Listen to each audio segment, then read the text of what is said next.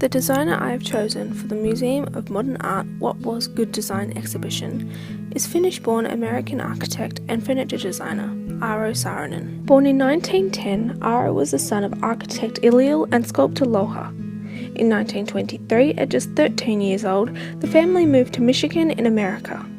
Up until 1929, Saarinen went to public schools until he decided to attend a Parisian school to study sculpture. At the time, all he was thinking was that he was following in his father's footsteps, as he said in later years. When Eero returned from Paris, he became a student of Ivy League Yale University. He studied architecture for 3 years so that he could then work with his father in the family business. Eero started his professional work at the Flint Institute of Research and Planning in 1936. He worked on research to do with housing and city planning. He joined his father's practice in 1938 at Bloomfield Hills, and the following year Eero collaborated with his father on a design for a mall in Washington, D.C. This design was entered into the Smithsonian Institute Gallery of Art competition and won first prize, but sadly the design never came to life in a form of a 3D building. During a period of a few years, when Saarinen was teaching design at Cranbrook Academy of Art in Bloomfield Hills, Michigan, he was introduced to Charles Eames. From this introduction, they hit it off and went on to collaborate on a series of furniture that dominated the 1940s Organic Design in Home Furnishings show at the Museum of Modern Art. They created many different designs that ranged from variations of chairs and sofas to shelving units and desk furniture. They used many curves and organic shapes to create objects that were unique and different from what was on the market at that point in time. When his father died in 1950, Eero took over his father's business. At the time of his death, both men were working on the General Motors Technical Center, which when finished made Eero Saarinen sought after by many major United States corporations. He came to this fame by using steel and glass to create a radical different design that had never been seen in the architecture world.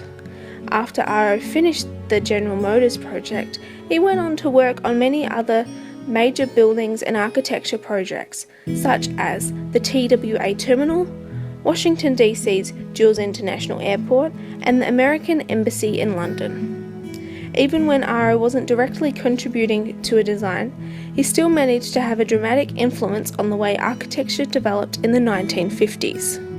Eero was challenged by furniture early in his design career. He was most challenged by the design of chairs. Not only was he challenged by the aesthetics of the chair, but also had trouble with the structural side of the designs. In the early 1940s, Eero created a womb-like chair. Fellow designer Florence Knoll gave him the brief for this chair, and even though at first the brief may have seemed overly abstract and complex, Saarinen understood what Knoll was envisioning.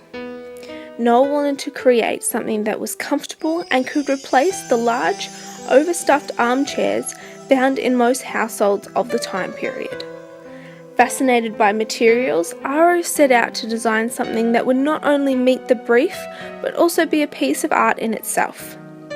Saarinen was eager to explore the different ways in which he could go about making the chair without sacrificing comfort or quality. He wanted to achieve comfort through the shape of the chair and how it fits to the human body, rather than the depth of the cushioning.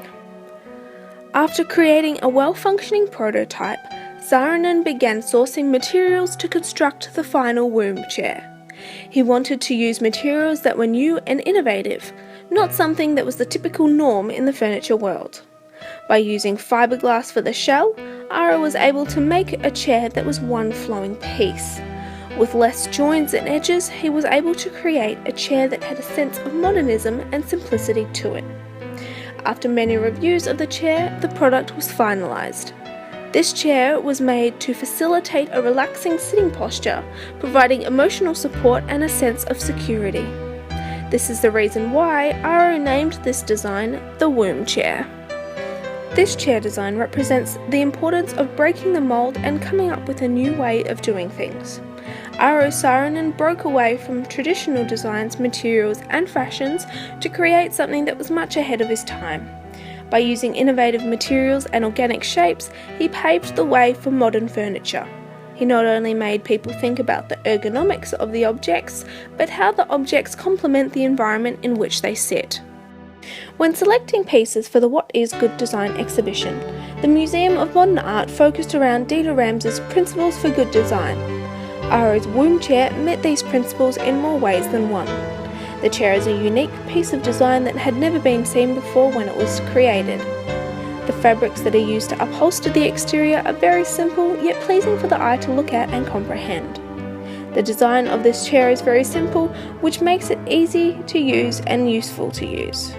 It allows the user of the chair to feel comfortable using it, and not only is the design simple, it's self-explanatory. This design needs no introduction. Saarinen designed this chair down to every last detail, from the fiberglass shell to the screws used to attach the stainless steel legs to the seat.